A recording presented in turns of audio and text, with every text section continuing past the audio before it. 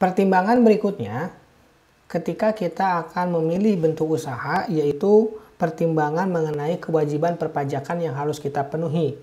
Apabila di sisi bisnis, maka kita memilih bentuk usaha badan. Tapi bagaimana kewajiban perpajakannya? Kita bahas. Sebenarnya secara prinsip, baik itu wajib pajak orang pribadi maupun wajib pajak badan itu tidak memiliki perbedaan. Kita lihat kewajiban-kewajibannya. Yang pertama, mendaftarkan diri. Mendaftarkan diri pada DJP.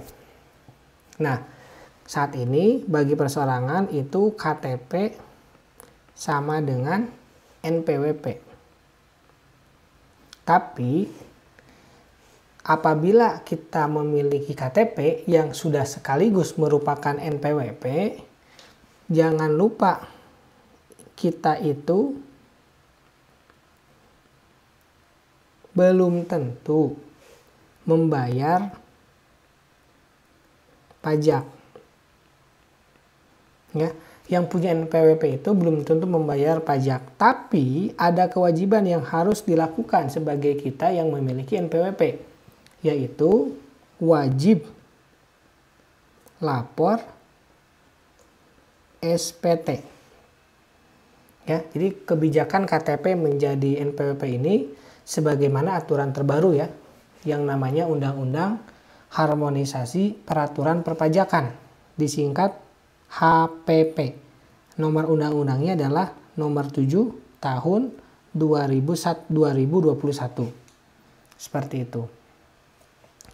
Kewajiban yang kedua yaitu melaporkan usahanya. Tapi tentu kita bisa lapor usaha yang kita miliki jika kita memiliki usaha itu. Kalau nggak punya atau belum terrealisasi, itu kita tidak perlu melaporkan usaha kita. Kemudian yang ketiga kewajibannya adalah mengisi surat pemberitahuan. Ya. Minimalnya ini namanya SPT ya. SPT itu surat pemberitahuan. Minimalnya setiap tahun. Karena ada juga yang SPT setiap bulan. Namanya SPT masa. Kalau tahunan namanya SPT tahunan. Kemudian apabila kita menyampaikan SPT maka wajib menggunakan bahasa Indonesia. Seperti itu. Yang kelima kewajibannya yaitu membayar atau menyetor pajak.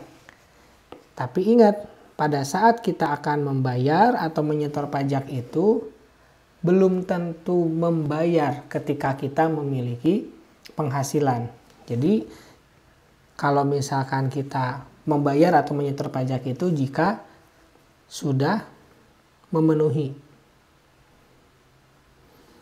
Karena kalau misalkan ada seseorang yang bekerja dengan gaji misalkan 3 juta per bulannya, maka dia tidak punya kewajiban untuk membayar pajak karena masih di bawah PTKP, penghasilan tidak kena pajak.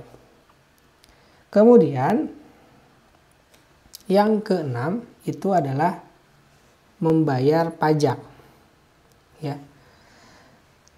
Nomor 5, membayar pajak dengan menggunakan SSP. Kalau misalkan kita yang harus membayarnya. Tapi kalau misalkan kita bekerja, maka yang membayarkan adalah perusahaan tempat kita bekerja. Kemudian yang keenam itu membayar pajak menurut ya. Kita itu membayar pajak dengan jumlah menurut dua pihak. Bisa ada yang menurut kita sendiri, ada juga yang termasuk menurut fiskus atau menurut pajak. Yang namanya menurut sendiri itu istilahnya adalah self assessment. Kalau menurut pajak itu withholding. Banyak ya self assessment itu kita ngitung sendiri, kemudian kita bayar sendiri, kita juga lapor sendiri. Kemudian ada juga yang withholding, seperti contohnya PBB. Kita langsung dapat tagihan PBB. Seperti itu. Kemudian kewajiban yang berikutnya yaitu yang ketujuh, yaitu menyelenggarakan yang namanya pembukuan. Pembukuan ini bukan kewajiban, tapi merupakan pilihan. Tapi memang ada pembukuan itu merupakan kewajiban, yaitu apabila dia memiliki penghasilan bruto lebih dari 4,8 miliar. Berikutnya yang ke-8 yaitu memperlihatkan dan atau meminjam buku atau catatan, kemudian memberikan kesempatan untuk memasuki tempat, dan yang ketiga memberikan keterangan lain yang diperlukan apabila diperiksa.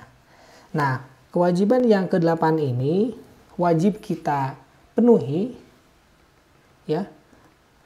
Ini yang ke-8 itu adalah kewajiban apabila fiskus itu sudah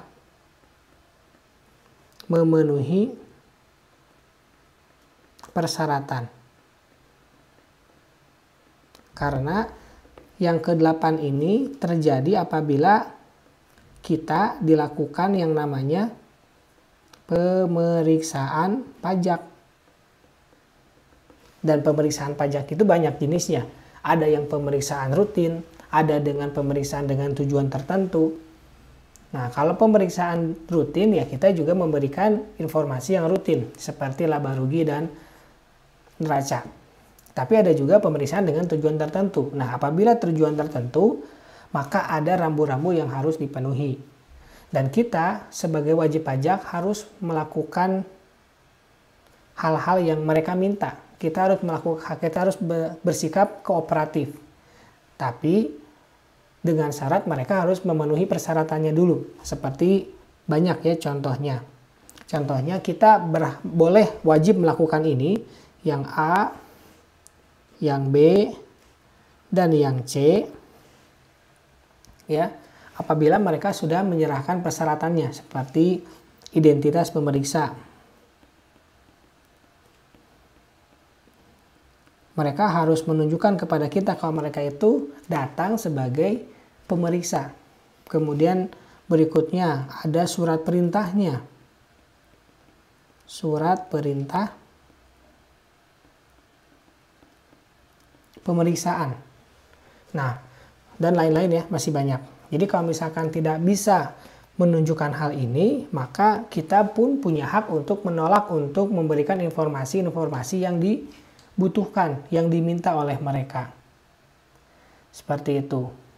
Jadi secara umum 8 hal itu wajib dilakukan, baik itu sebagai kita orang pribadi maupun kita sebagai badan.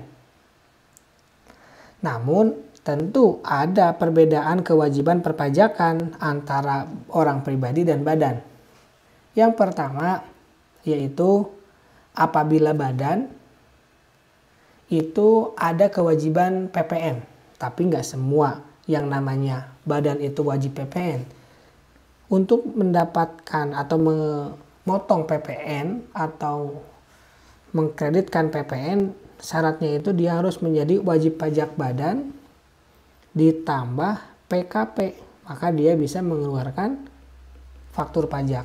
Tapi kalau misalkan dia bukan PKP, tapi dia wajib pajak badan, maka dia pun tidak boleh mengeluarkan PPN. Jadi wajib pajak badan plus PKP. Nggak bisa wajib pajak badan aja. Tapi yang namanya PKP pasti wajib pajak badan. Kemudian yang kedua, tadi ya, ini PPN. Yang kedua, melakukan pembukuan. Pembukuan itu dilihat dari peredaran bruto selama 1 tahun. Jadi kalau misalkan dia itu kurang dari 4,8 miliar setahun, maka dia itu wajib melakukan, kalau misalkan dia di bawah 4,8 miliar per tahun, maka pembukuan itu merupakan pilihan, bukan kewajiban. Tapi kalau dia punya penghasilan bruto setahun di atas 4,8 miliar, maka pembukuan itu adalah kewajiban. Ya. Jadi 4,8 miliar itu menjadi batas. Dia itu wajib melakukan pembukuan atau pilihan, memilih untuk melakukan pembukuan atau tidak. Seperti itu. Ya, jadi itu 3 hal yang membedakan antara wajib pajak orang pribadi dan juga badan. Itu kewajiban perpajakannya. Kemudian ada juga kewajiban perpajakan yang harus memenuhi, tentu apabila sudah terpenuhi ke dalam objeknya, subjeknya, dan lain sebagainya. Apa aja itu? Dimulai dari PPh 21, 22, 23, 25, 26, 29, 4 ayat 2, PPN dan PPNBM. Jadi apabila kita lihat dari sisi perpajakannya, maka yang paling menguntungkan adalah yang paling simpel. Siapa yang paling simpel? Yang paling simpel adalah wajib pajak orang pribadi. Kalau tadi kita bahas dari sisi bisnis, yang dapat menghasilkan laba yang paling besar adalah wajib pajak badan. Tapi kalau dilihat dari kewajiban perpajakannya, yang lebih menguntungkan yaitu yang lebih simpel, yaitu wajib pajak perseorangan. Itu pertimbangan yang kedua dalam melakukan pemilihan bentuk usaha.